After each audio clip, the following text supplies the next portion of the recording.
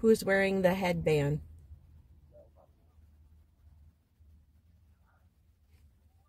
Yes, the one. Joe's the one? No, Joe. He missed him. Me, Joe. Is it safe for Joe to investigate? I'm the one.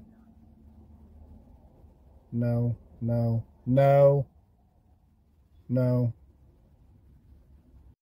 When it's night, when it's day, we explore, we investigate. The paranormal, to seek the truth.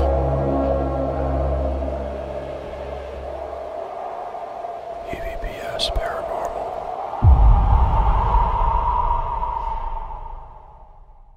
What's up, everybody? I just want to say thank you to all the people that participated in our Instagram and TikTok poll that we put out, requesting what you'd want to see, 1 video, 2 videos on the Mackey's investigation.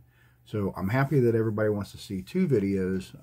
We only had a couple responses that said that they'd only want to see 1. So we went ahead and put together the second one. It's a very weird video in the sense that when the investigators are walking around, when I'm talking, you know, all the other investigators, there's no sound. So we put a little music to the background. You'll hear my son Alex talk a little bit. I'm going to talk a little bit. And we're just trying to kind of narrate a little bit about what's going on, you know, the main events. If you see other things, please mark it down, comment below. Any responses that you guys give on a video is always important to us. So anything that you see that we didn't capture, please do so. This was a very difficult investigation for us, in the sense that it wasn't a hard investigation to go and do. We had a couple things happen that were, you know, a little troublesome. One of the investigators got scratched again. That's the second time. The last time happened on an investigation we did out in Indiana, which was a few ago at this point. But it's weird how this stuff happens.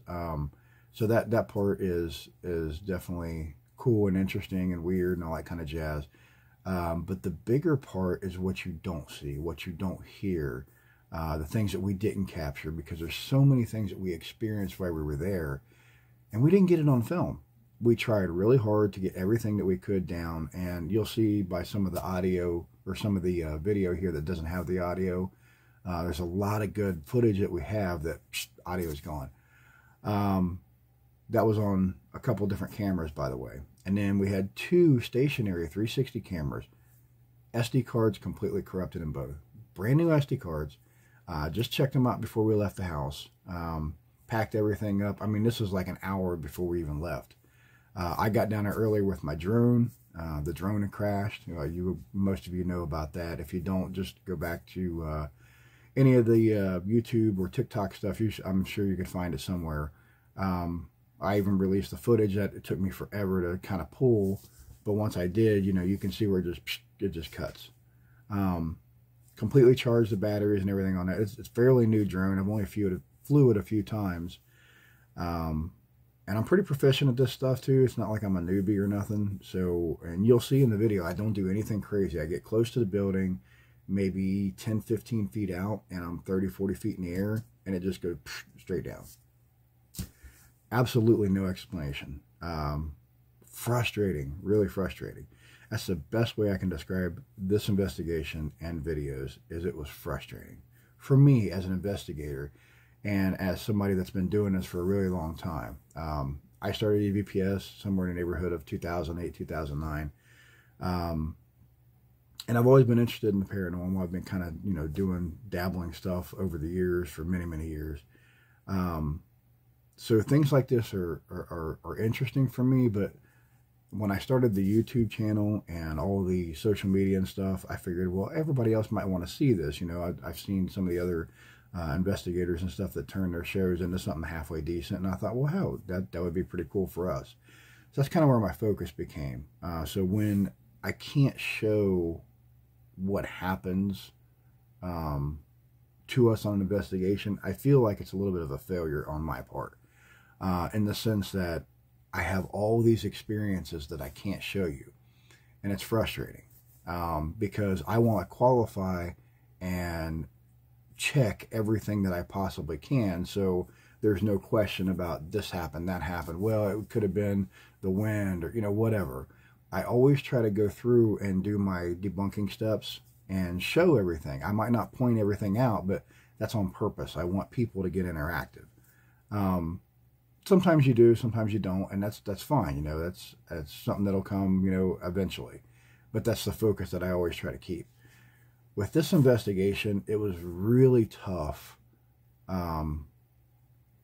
for me anyway, going through all the footage, trying to make a video that actually counted.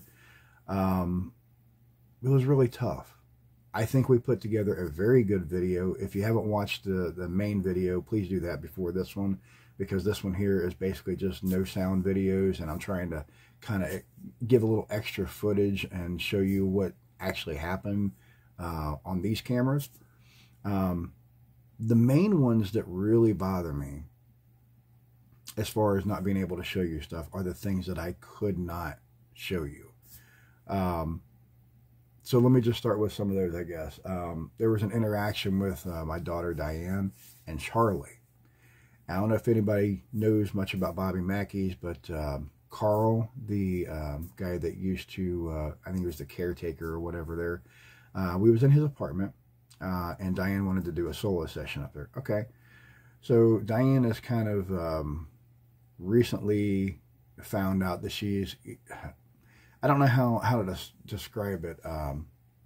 We had a medium tell her that she's got things around her. She's got some sort of like sight thing or feeling or whatever. So I don't really know where that's at right now. And I'm just going to kind of leave it at that, because I think it's kind of developing, or maybe it always has been there, and we're just developing our notice to it, I guess you would say.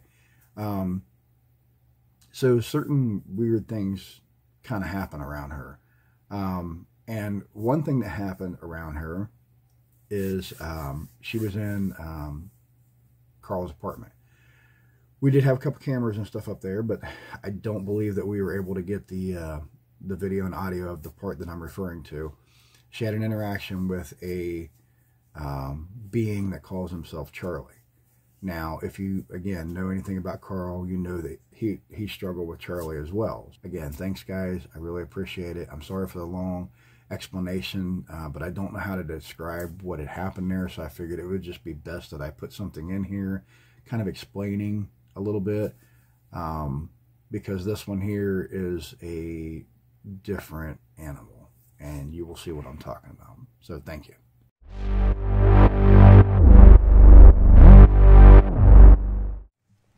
I should mention that this entire video has been sped up. That's not to fool you or anything like that. We're just trying to make sure that we get this video out there to you. And there's a lot of this. So I think we've sped it up at least 2 times. So the video would be much longer if we just had basically the video playing at normal speed. So we sped it up so we can at least show it to you. Hope you guys understand. So the Carl's apartment situation was really weird. Another thing that we didn't get on camera was we have a EM pump. And basically it's a homemade device built by me that is a box. It has motors similar to, I don't know, one of these. I don't remember which one is in it. Pull this thing out here. One of these type of motors. Again, I don't remember which one I have in there. And then I have a series of magnets around there. And what that does is when the shaft spins, it creates a little bit of a field that it produces out. And what that does is it creates energy for something to manifest, or hopefully manifest. That's the idea anyway. And when this was used, it was set on the sink by Alex and Jeff. And when I went in to check on it, because I didn't hear it running, it's fairly loud. You can usually hear it, a room or so away. So I went to check on it, and again, batteries charged, brand new, all this jazz. I go in to check on it. Not only is it off and dead, it's on the middle of the floor in the bathroom, in the guy's bathroom. So again, weird stuff that we can't qualify because I don't have the video, which is annoying. This was a part where me and Jeff felt something in the room present to us. We were in a cell in the basement of Bobby Mackey's, and we started feeling weird stuff, so I figured I'd pop in and tell you guys what happened, because this was very strange, and he eventually got a scratch, so...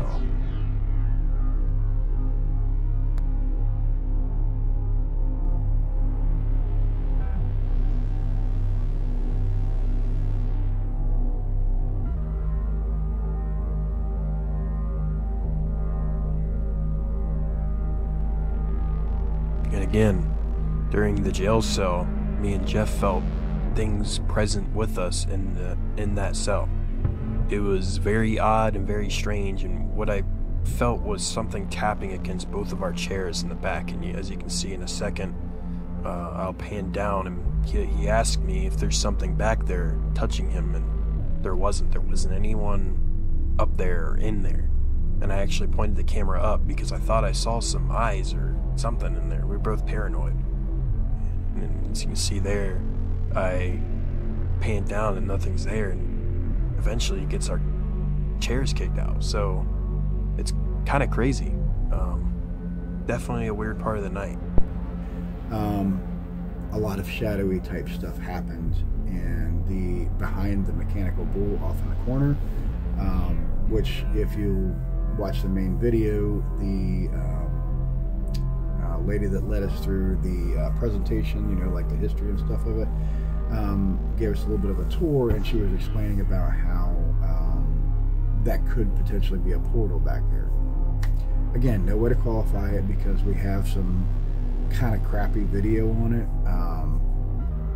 but it doesn't really show much. So, there you go. We had some stage interaction. We had a lot of stuff happen in the basement, down by the well area, I guess you would call it. And me and Jeff had found a area that, like, the stairs goes up and doesn't lead anywhere. It leads like into the floor. Okay, well, off to that's a room off to the side. So we go into this room, just me and him, while they're running spirit box sessions. And we go through this room, and we look off to the left, and you could see like a door that's kind of half buried.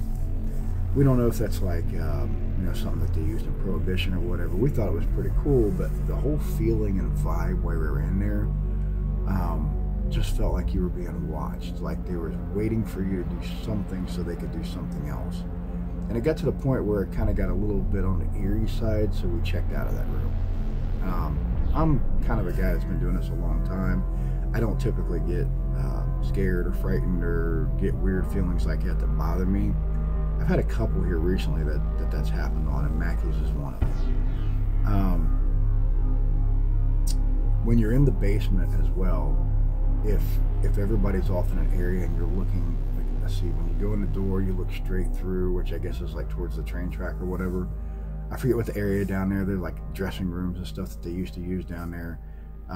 You can see things moving around down there, but the minute that you put a camera on it, you're not going to get anything. That's exactly what I did. Nothing. I've been over the footage several times. I've slowed it down. I've done all kinds of stuff. Nothing. It's not there. Which is what leads me to believe, I think it was on an episode of Ghost Adventures, and I caught that shadow. That is a great catch, because I've seen similar stuff, but I can't qualify it because it's not on a camera. And I tried really hard to capture that. I went back a couple of different times because I know what I seen, and I couldn't get nothing. So I didn't really say a whole lot to the group because I didn't want to get them excited until after the fact. We've seen a room that is blocked off, you can't get to. I should have used the endoscope to get in there, which I didn't think about. It was upstairs because we only had a short time to investigate, and our tour took a really long time. So if you're going to investigate Mackey, that's another thing too. Make sure that you The tour is cool and stuff, but if you really want to investigate, skip the tour. You just get more time. So we found a lot of really cool stuff, which you'll see in the video. But experience-wise, we had so many of those moments where it's like, oh, did you see that? Put a camera right there, and at that point, it's already done. It's gone. It's, you know, whatever. Temperature fluctuations, weird noises, things that you see out of the corner of your eye, all those kind of things happen a lot at Mackey's. I can't explain why. There wasn't a whole lot of EMF spikes and things like that. We didn't do a lot of EMF work, and the reason we didn't is I ran a baseline a couple of different times, and there wasn't really anything to really look at. You know, we had a couple guys walking around with stuff every once in a while. They'd check something, not really anything out of the norm. So again, it was just really weird. I have no explanations for those, and unfortunately I don't have a lot of video that qualifies what I'm telling you. So again, that's the frustrating part from my perspective.